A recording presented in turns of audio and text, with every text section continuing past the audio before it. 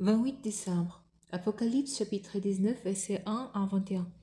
Après cela, j'entendis dans le ciel comme la voix poussant d'une foule immense qui disait Alléluia. Le soit Dieu, car à lui appartenant, le salut et la gloire et la puissance.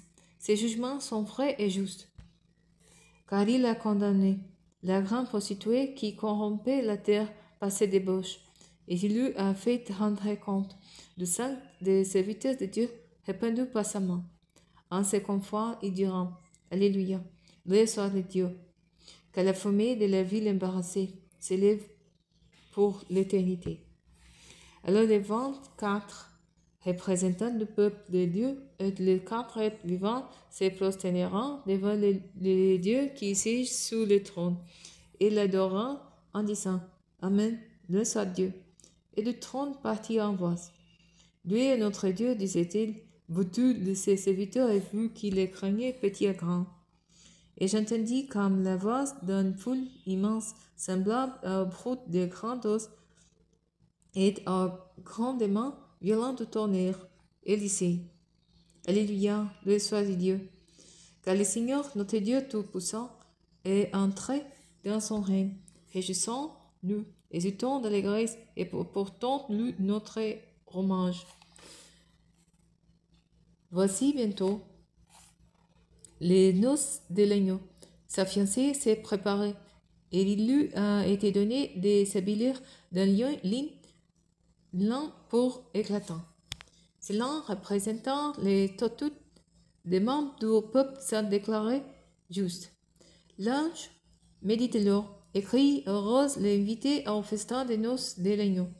Et Dieu ajouta, ce sont là les paroles authentiques de Dieu. Alors je me prosterné à ses pieds pour l'adorer, mais il me dit, ne fais pas cela. Je suis ton compagnon de service et celui de tes frères qui sont attachés à la vérité dont Jésus est les témoins. Adore Dieu, car les témoignages rendus par Jésus est ce qui inspire la prophétie de ce livre. Là-dessus, j'ai vu les ciels ouverts et voici, il avait un cheval blanc. Son cavalier s'appelle Fidèle et véritable, il juge avec équité, il combat pour la justice. Ses yeux flamboyants comme un flamme ardente. Sa tête est couronnée de nombreux diadèmes. Il porte un nom gravé qui est seul à connaître. Il est vêtu d'un manteau trempé de sang. Il s'appela la parole de Dieu. Les amis célestes vêtus de lin blanc pour les souvent sous des chevaux blancs. De sa bouche sort un épée anti-aiguisée pour frapper le peuple et il les dirigera avec un set de feu. Il va aussi écraser lui-même les raisins dans les pressoirs avant de l'ardente colère de Dieu Tout-Puissant. Sous son manteau et sous sa couche est écrit un titre. Roi des rois et Seigneur des seigneurs.